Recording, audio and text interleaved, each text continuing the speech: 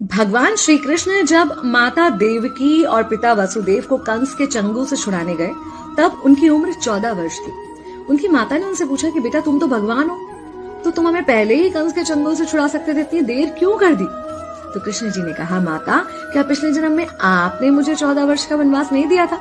माता हैरान रह गई, बोली ये क्या कह रहे हैं आप?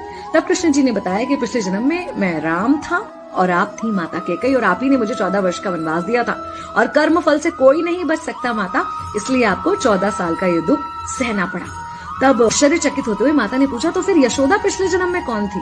कृष्ण जी ने बताया, वो थी माता कौशल्या, जो 14 साल तक अपने पुत्र से अलग रही थी। उन्होंने उस दुख को सहा था, इसलिए इस जन्म में 14 साल मैं उनके पास रहा और मेरे साथ रहने का माता और पुत्र के प्रेम का सुख उन्हें मिला। कहने का मतलब यह है कि कर्म फल से ना उस युग में कोई बचा था, ना आज कोई बचेगा। खुद भगवान भी कर्म फल से नहीं